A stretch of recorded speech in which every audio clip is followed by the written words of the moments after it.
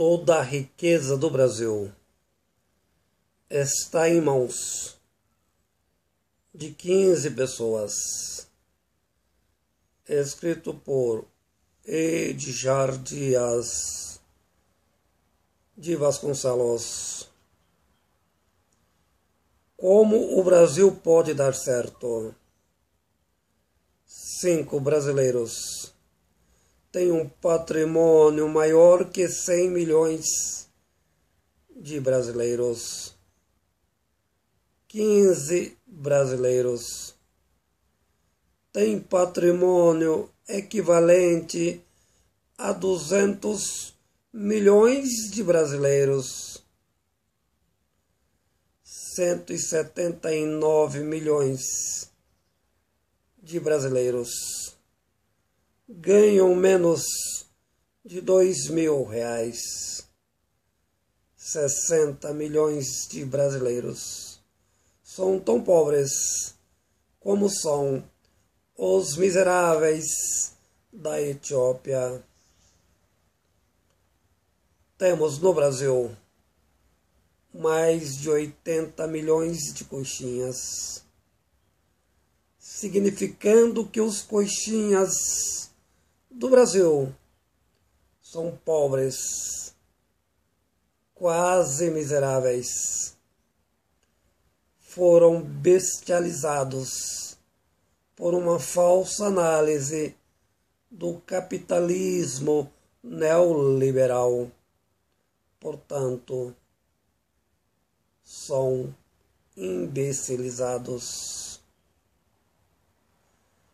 De onde vem a fortuna dos grandes milionários brasileiros? Possivelmente do mundo do trabalho.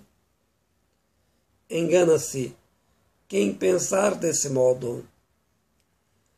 A fortuna dos pouquíssimos milionários resultou de grandes aplicações financeiras ao Tesouro Nacional, financiando a dívida interna pública, sendo que a referida é o mecanismo encontrado para a produção de grandes, médias e pequenas fortunas. Governos generosos aos ricos têm nos últimos anos desenvolvido uma política de taxa de juros elevadíssima, a tal ponto de transferir 60% do PIB para o mercado financeiro. Política econômica fruto do neoliberalismo. Interessante. No Brasil, boa parte dos miseráveis defende o neoliberalismo. Gente pobre quer o denominado Estado mínimo.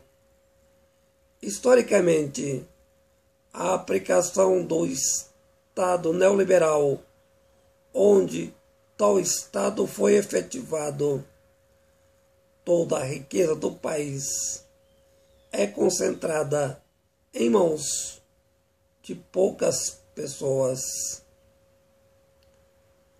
O neoliberalismo é uma filosofia política de Estado, cuja especialidade concentrar a riqueza, produzir pobreza e subdesenvolver o país.